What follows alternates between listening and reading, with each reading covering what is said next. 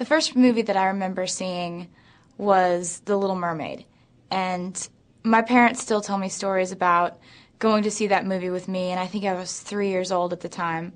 And on the way home from seeing that movie in the theaters, I was in the car in the back seat singing the words to the songs that I'd heard in the movie, and they kind of looked at each other and were really confused as to how I was remembering the words after seeing the movie only once. The first song that made me fall in love with country music was Blue by LeAnn Rimes. That song just completely resonated with me, and I think what resonated with me even more was that she was young and she was doing these things that I could only dream about doing. All the things that I would daydream about in my bedroom, she was up there doing, and she was 14 years old, and I thought there was something so just motivating about that. I grew up listening to Def Leppard because my mom was obsessed with Def Leppard. Then when she was pregnant with me, she listened to it all the time, and when I was growing up, those were the melodies that I was getting played nonstop. At some point when I was about 10 years old, I was watching TV and I was watching a special about Faith Hill. It talked about how she went to Nashville. That's the moment that I realized that Nashville is where you need to be if you want to sing country music.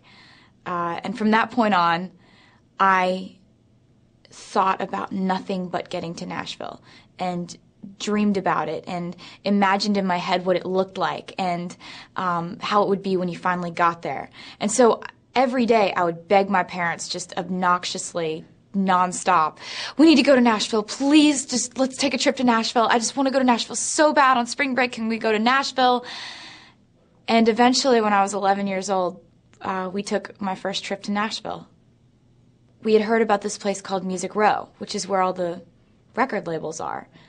And we drove up and down Music Row, and I had this little demo CD of me singing karaoke music.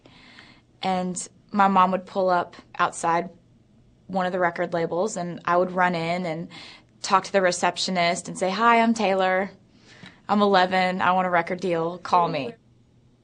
Oh, I didn't wear a cowboy hat. My hair was always too big for that. Like, it would like, you know, push it down and it would fro out.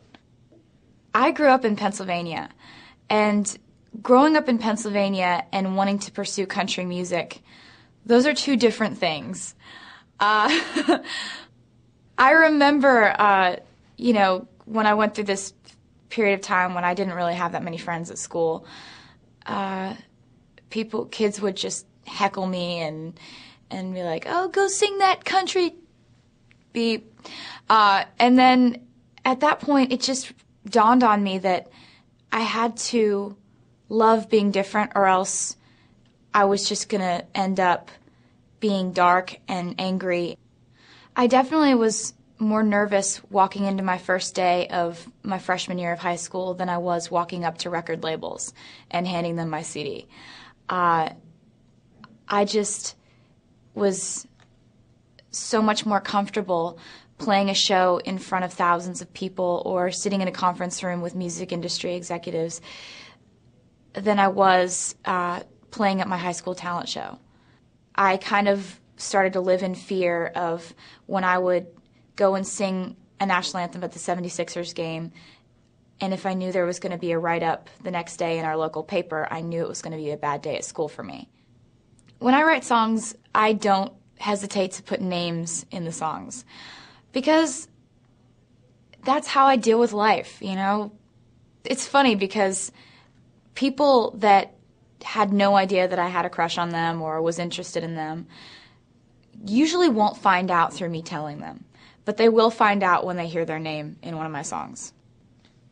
I had an awesome experience with this last record with a song called Hey Stephen, because this was a guy who opened up a couple shows for me on tour.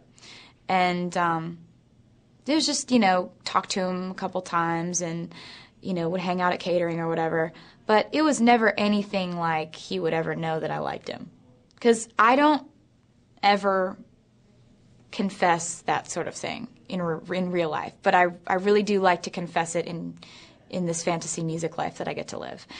So I wrote this song called Hey Steven, and I sent Steven a text message and I was like, hey,